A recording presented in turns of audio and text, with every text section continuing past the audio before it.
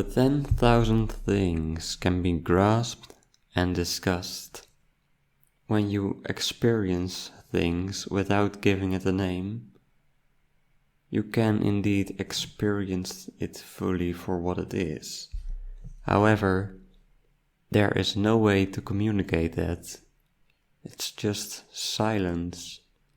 You experience it all for yourself, and you experience it within yourself. But there's no way to bring that over.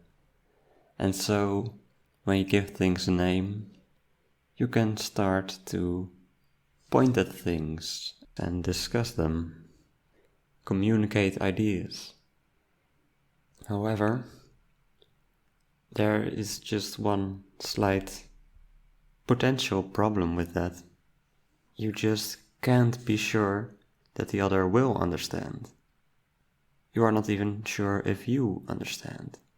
Well, you may know the feeling, the experience that you experience, but when you turn the abstract experience into words, communicate that to the other, and the other interprets that, who knows, maybe they will understand it differently, or perhaps they don't even know the experience you're referring to, and just make their own assumptions about it.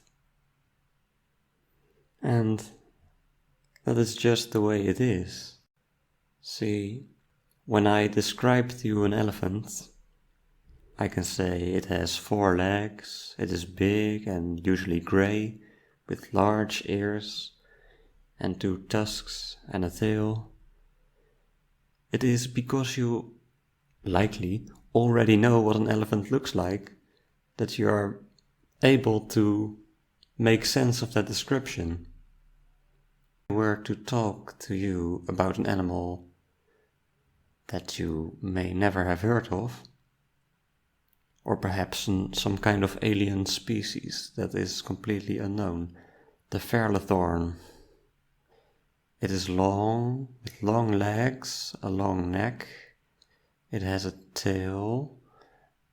Well, it has 2 tails, and his eyes are wide and open. And it has a big blue nose. And you may, depending on how detailed my description is, you may get a fair idea of what it looked like. But since you do not know what I'm talking of, you don't have the complete picture because you don't have the experience for yourself. Like I gave a sort of fairly detailed description, but do you know what color it is? You know the nose, but what color is the rest of the animal? You don't know. And so when there's no ID experience behind it, then when you hear a description, an explanation, you can only pick up on what you hear, and the rest you need to fill in for yourself.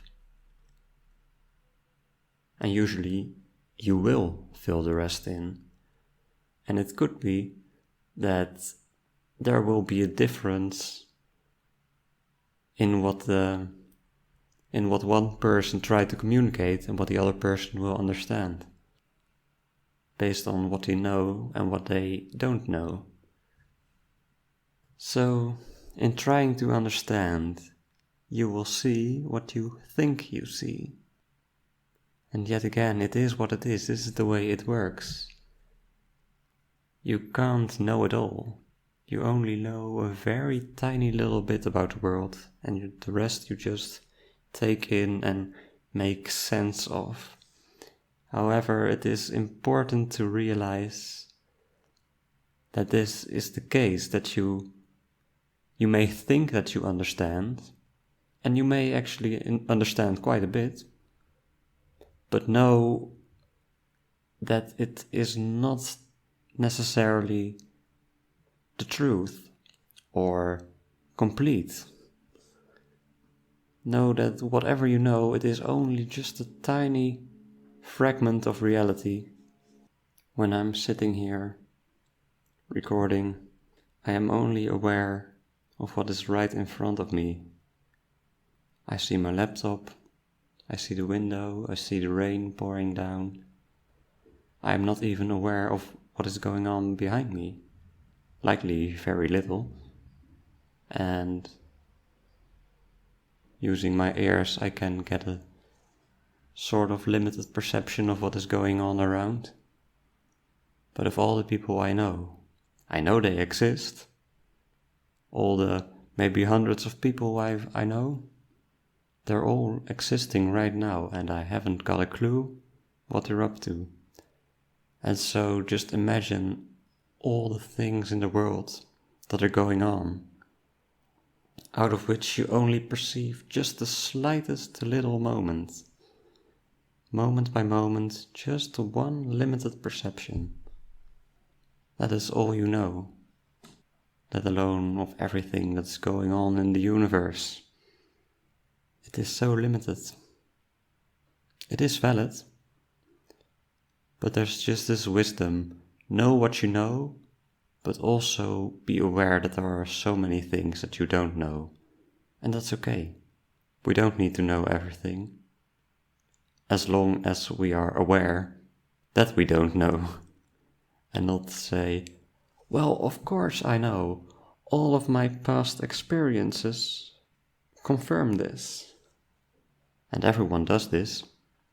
That's why there's conflicts, why we don't understand each other, because all the past experiences of me point to one idea that is true.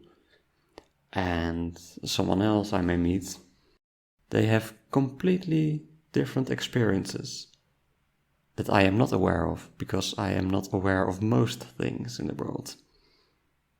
Nobody is aware of everything. We're only aware of just that tiny little bit that we know. And so someone else may have a completely different history, and all their events point into the same direction, that something is true that doesn't match my idea. Yeah, it's just know what you know, and what you know is valid, but also know that there's just so many things that you don't know. And that's why it is important, as described in this chapter, to stay open, to stay receptive, and not be completely lost in the world of words and thoughts and ideas. To let yourself be silent and let the world come in just as it comes in, right in the present. Not to let all the past experience influence and perhaps sort of corrupt your perspective of what is going on right now, but just see things as they are right now, right here, without needing to understand. You can truly see things as they are. So every time something new happens that doesn't match what you already know, something new, you will be open to just receive it, allow it in. Because you don't know. You don't know everything. And you may think you know everything already, and something new that comes in, it must be wrong because it doesn't match what I already know. But just don't try to understand, allow it in. Because of course you don't know. But now that it's here, now this new information, this new experience, because we don't need to try to understand, but we can just allow it in, just the experience. Allow it to come in. Allow it to expand your perspective of the world. Allow it to enrich your experience of life and see it just for what it is.